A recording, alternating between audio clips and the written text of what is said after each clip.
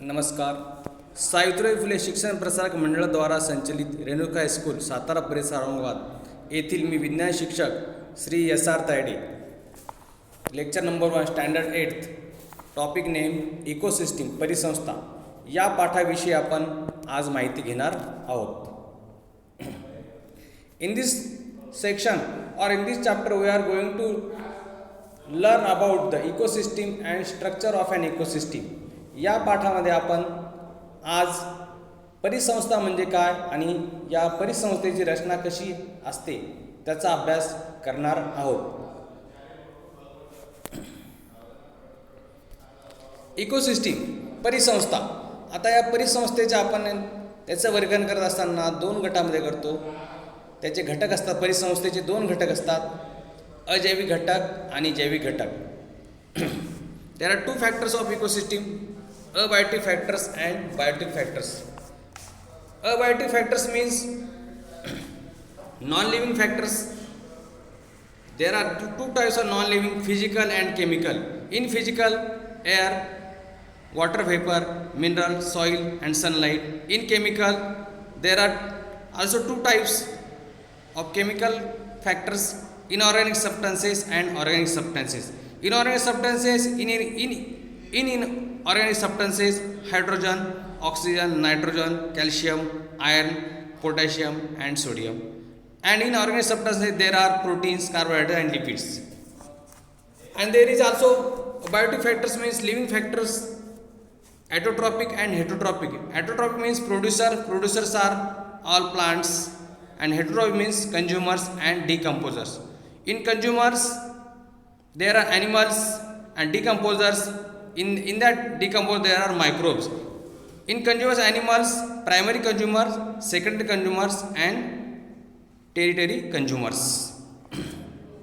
In ecosystem, the world around us is made up of living and non-living factors. Living are called as biotic factors while non-living are called as abiotic factors. म्हणजे याचा अर्थ आपल्या सभोवताचे जग हे 2 प्रकारच्या घटकांनी बनलेलं आहे. एक आहे living and other is non living, सजीव आणि निर्जीव. Living are called biotic factors while non living are called abiotic factors. There is a continuous interaction between these living and non living factors. Living organism and their habitat environment are co related with each other. म्हणजे याचा अर्थ या सजीव आणि निर्जीव घटकांमध्ये सतत आंतरक्रिया घडून असते. सजीव आणि त्यांचा अधिवास किंवा पर्यावरणीय घटक यांच्यात परस्पर संबंध असतो. या अनन्य संबंधातूनच जो वैशिष्ट्यपूर्ण आकृतीबंध निर्माण होतो त्यास परिसंस्था असे म्हणतात. जैविक व अजैविक घटक तसेच त्यांची परस्परांशी होणारी आंतरक्रिया हे सर्व मिळून परिसंस्था बनते. Means the structure which is form due to these reciprocal relationship is called an ecosystem. Biotic and abiotic factors and their interaction form an ecosystem. Are these factors directly or indirectly related to you? मग आता ह्या ज्या घटकांचा तुमच्याशी काही प्रत्यक्ष किंवा अप्रत्यक्ष संबंध येतो का? हो, येतो. Then structure of an ecosystem. Living organism need different types of abiotic factors. म्हणजे सजीवांना जगण्यासाठी निरनिराळ्या अजैविक घटकांची गरज असते.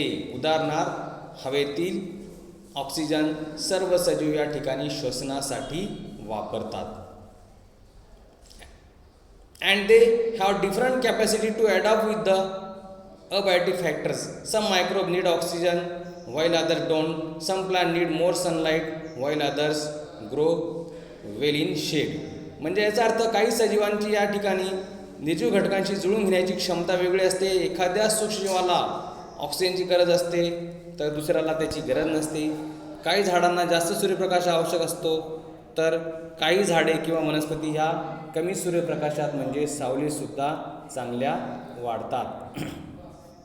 Each and every abiotic factors air, water, soil, sunlight, temperature, humidity affects the biotic factors in the ecosystem.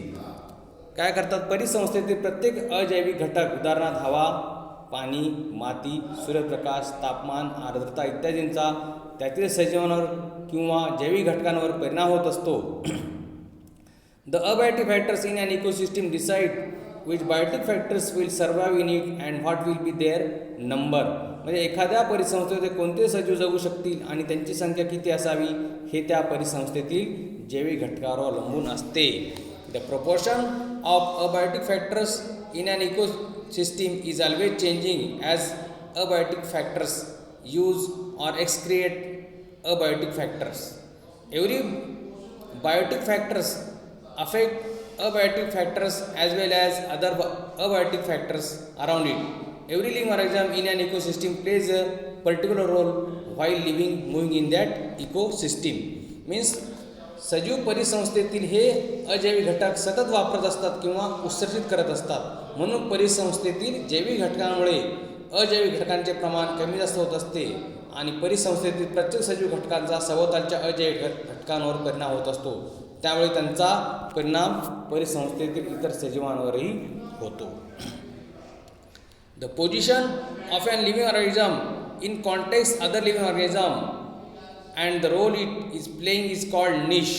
म्हणजे परिसंस्थेतील प्रत्येक सजीव हा त्या परिसंस्थेत राहताना, वावरत असताना, कार्य करताना विशिष्ट प्रकारचे काय करतो, भूमिका बजावतो आणि या सजीवांचे परिसंस्थेतील इतर सजीवांच्या संदर्भातील स्थान व तो बजावत असलेली भूमिका याला निश असे म्हणतात. उदाहरणार्थ, a sunflower plant in a garden evolves oxygen in the air and provides food and shelter for insects like ants, honeybees etcetera. म्हणजे आपल्याला असं म्हणता येईल की बागेमध्ये वाढणारे सूर्यफुलाचे झाड ऑक्सिजन हवेत उत्सर्जित करते व मधमाशा, मुंग्या इत्यादी कीटकांना अन्न व आसरा पुरवते. त्याचप्रमाणे शेतामध्ये असणारं आंब्याचं झाड हे देखील या ठिकाणी बाहेर हवेमध्ये ऑक्सिजन उत्सर्जित करते आणि आंबा हे फळ मानवाला खाण्यासाठी उपलब्ध करून देते. थँक्यू, धन्यवाद. आपण या ठिकाणी थांबूयात आणि in next lecture we are going to learn about the types of biomes, land biomes and aquatic biomes म्हणजे भूपरिसंस्था आणि जलचर परिसंस्था. धन्यवाद.